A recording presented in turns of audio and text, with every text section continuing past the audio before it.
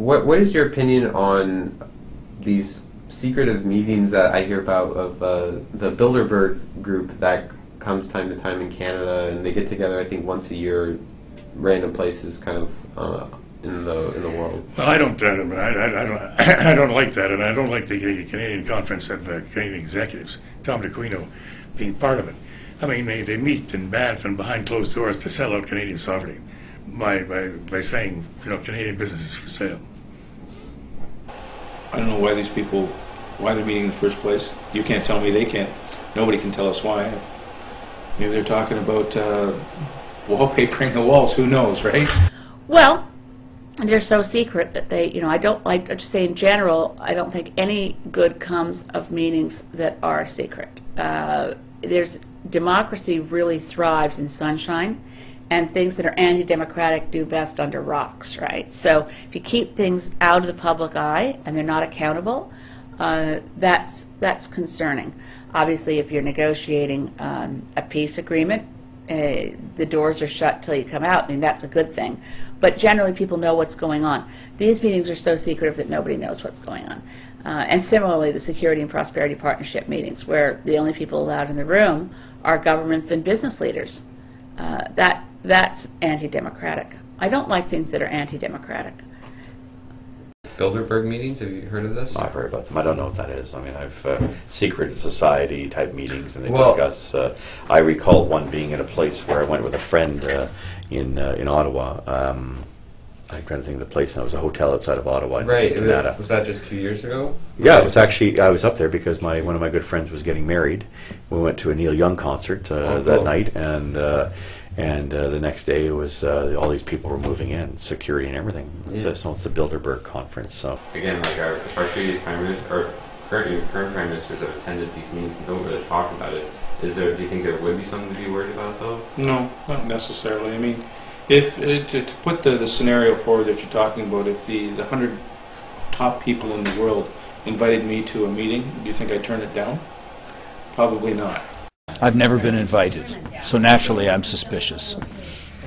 It's an interesting group, but I can't firmly say that I don't know that I know nothing about it. I mean, I've heard what it could mean. I listen to Richard Serrett from time to time on CFRB at give me a time, 10 o'clock at night. I don't know, but I'd certainly like to learn more about it. But it is apparently behind closed doors. I'm suspicious of those meetings. Were you ever invited or? No, they know my views about it.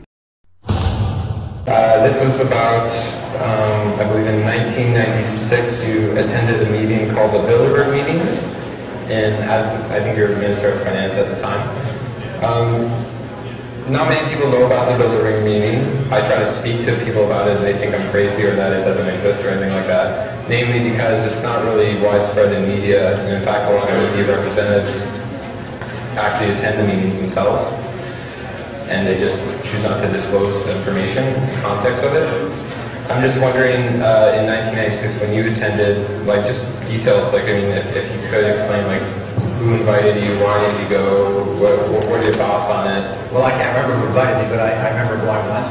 The Bilderberg meeting is a meeting of very influential people around the world. Canada, at that point, was considered a third world basket case. We were in trouble after our eyeball, and I had to go. I essentially went to Common Markets, went to them and say, look, we're getting our act together, and it worked.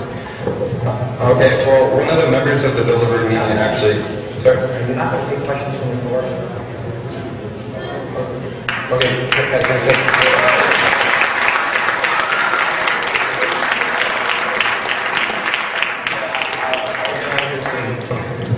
but just one thing about that Bilderberg meeting is that one of the attendees named David Rockefeller, and when I heard you talking earlier about this global financial crisis that everyone's involved in, and just like Stephen Harper said, that possibly this is going to be as bad or worse than the Great Depression in 1929. And not many of us have actually lived in those times, so we don't know what we're actually facing, but it could be pretty bad.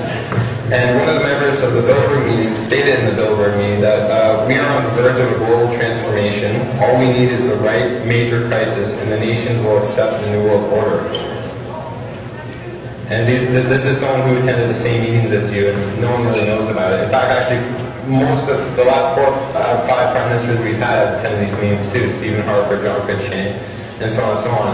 And I spoke to John Turner, a former prime minister as well, who didn't attend, and I asked him what he thought of it, and he said very specifically that it's basically a group of businessmen who get together behind closed doors and sell out Canadian sovereignty. He said he didn't like them at all, and he was very skeptic. Well, I don't actually. It may well be the meeting that I went to. I can't remember if David Rockefeller was there. There was no question of Canadian sovereignty. But what there was a group of people. This was the year that the Wall Street Journal called Canada essentially a banana republic. Said that we were a third world country and we were going down. And I've got to tell you that my first couple of years as finance minister, I did nothing but go around the world basically saying, but Canada was going to turn it around. We did. We did. Within 4 years, we had the best balance sheet of any country in the world. So what is your opinion of it?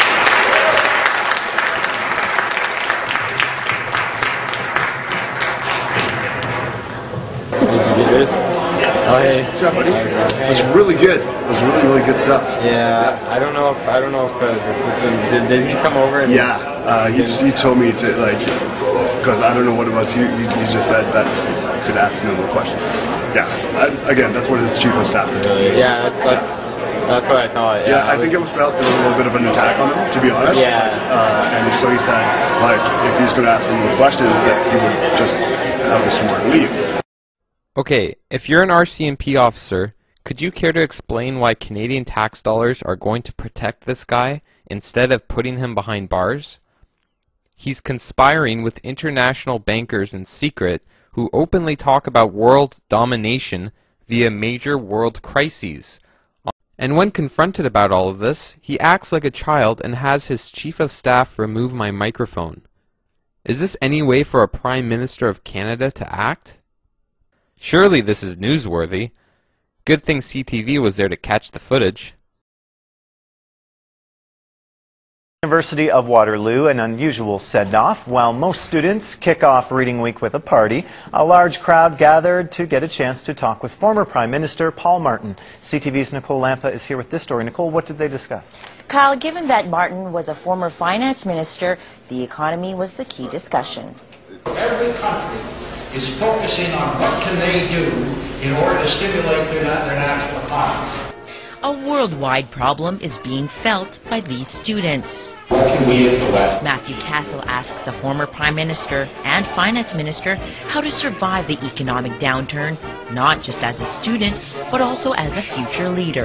As a young person, I'm going to be inheriting this economy. I'm going to be inheriting the budget deficit that Stephen Harper is now racking up. And I think it's important for me to be informed so that I can make good choices and make good decisions. When you have someone that has done it in the past and effected change, be it whether you agreed with the way he did it or not, it really inspires you to do something.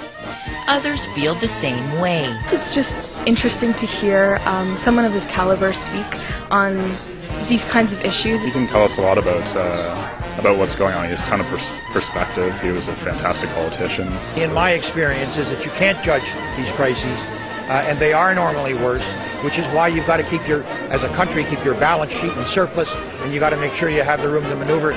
The economy wasn't the only topic. Martin also talked about Canada's treatment of Aboriginals, our role in Africa, and Afghanistan. For Matthew, these are issues he doesn't mind tackling. I think when times are tough, that's when you're most needed. And if I would have something to contribute, I'd be more than happy to do it. Now the talk was put on by UW's Federation of Students and a Canadian youth group. This is one of the most disgraceful pieces of journalism I've probably ever seen. Nicole Lampa refused to talk to me on camera, and later after watching the program she put together, I asked her why she didn't at least give the name of my youth group who arranged the whole event in the first place. She told me she was under the impression that my youth group's name was A Canadian Youth Group, and then quickly hung up the phone. In fact, the most coverage that my cause had received from the whole event was published in the local Waterloo paper called The Record, where it was written that, and of course there was that one passionately idealistic student who grilled Martin relentlessly until the microphone practically had to be wrestled from his hands. By the way, I'm not a student at the University of Waterloo. I can't afford it. But again, poor journalism.